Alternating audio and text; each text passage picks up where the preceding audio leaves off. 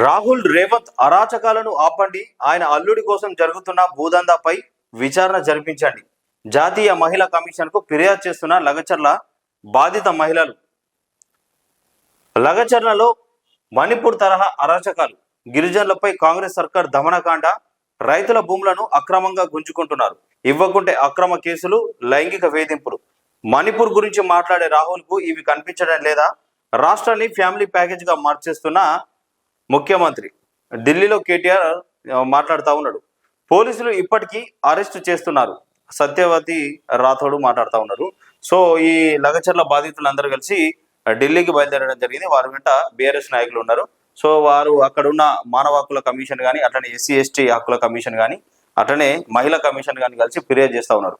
మా భూములు వాడ అనవసరంగా లాక్కుంటా ఉన్నారు, మేము మాట్లాడితే మా మీద కేసులు పెట్టి మమ్మల్ని గుంజుకపోతున్నారని చెప్పేసి అక్కడ ఫిర్యాదు చేయడం జరిగింది.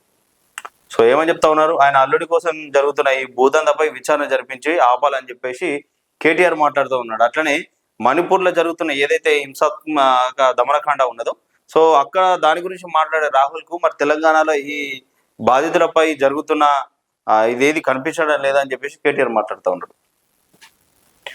మా ప్రాణాలు పోయినా ఫార్మాకు భూములు ఇవ్వం, మహిళా మానవ హక్కుల కమిషన్, జాతీయ ఎస్సీ ఎస్టీ కమిషన్ కు లగచర్ల బాధితుల మహిళల ఫిర్యాదట. సో వాళ్ళు ఫిర్యాదు చేసిరు అక్కడ నిన్న. తెలంగాణలో రేవంత్ రెడ్డి అరాచకాలను రాహుల్ గాంధీ ఆపాలని, మణిపూర్ గురించి మాట్లాడే ఆయనకు రాష్ట్రంలో గిరిజనులపై జరుగుతున్న దమనకాండ కనిపించడం లేదా అని బీఆర్ఎస్ వర్కింగ్ ప్రెసిడెంట్ కేటీఆర్ ప్రశ్నించారు. ఢిల్లీలోని కాన్స్టిట్యూషన్ క్లబ్లో లగచర్ల బాధితులతో కలిసి సోమవారం మీడియాతో మాట్లాడారు. లగచర్ల ఘటన మణిపూర్ లక్షద్వీప్ కన్నా చిన్నదేమి కాదన్నారు. పేద గిరిజనుల రైతుల భూములను రేవంత్ రెడ్డి అక్రమంగా లాక్కుంటున్నారని ఆరోపించారు. భూములు ఇవ్వకుంటే అరెస్టు చేస్తూ అక్రమ కేసులు పెడతారా, లైంగిక వేధింపులకు పాల్పడతారా? ఇదేనా రాహుల్ గాంధీ చెప్పే ప్రజాస్వామ్యం అంటూ నిలదీసిండట కేటీఆర్. సో ఆ కాన్స్టిట్యూషన్ అది ఏదైతే ఉన్నదో అక్కడ కూర్చొని మాట్లాడుతూ ఉన్నాడు కేటీఆర్. వాళ్ళు గతంలో ఏం తక్కువేం చేయలే. వాళ్ళు ఏదో ఇప్పుడు వీళ్ళ గురించి మాట్లాడితే వాళ్ళేం ఏ పాపం చేయని వాళ్ళేం కాదు, ఏ నేరం ఏం చేయని వాళ్ళేం కాదు. వాళ్ళు గతంలో కూడా గిట్లనే ఎస్సీ ఎస్టీ బీసీల భూములు కూడా లాక్కున్న చరిత్ర ఉన్నది. వాళ్ళేం తక్కువేం కాదు. సో వీళ్ళు చేస్తున్న పోరాటంలో న్యాయం ఉన్నది. వాళ్ళు అడుగుతుంది ఏంటంటే, మా వారసత్వంగా వస్తున్న భూములు తీసుకుంటే మేము దేని మీద ఆధారపడాలి భవిష్యత్తులో అని చెప్పేసి వాళ్ళు అడుగుతా ఉన్నారు.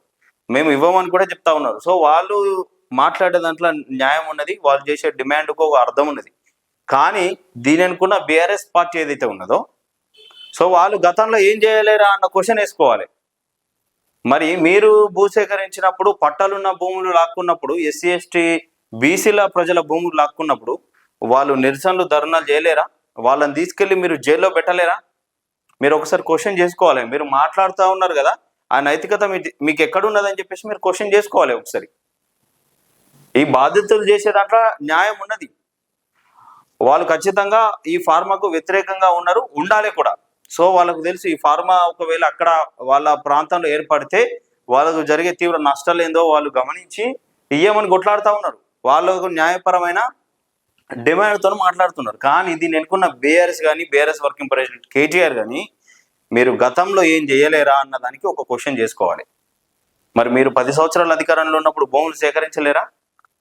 వాళ్ళు ఇయ్యమని చెప్పేసి మర్రబడితే మీరు తీసుకెళ్లి జైల్లో పెట్టలేరా? వాళ్ళ మీద పోలీసులతో లాఠీ చార్జ్ చేయించలేరా అనేది మీరు ఆలోచించుకోవాలి. సో ఇప్పుడు ఏదో మీరు మంచోళ్ళలాగా మాట్లాడడం ఎంతవరకు కరెక్ట్ అనేది కూడా మీరు ఆలోచించుకోవాలి ఒకసారి.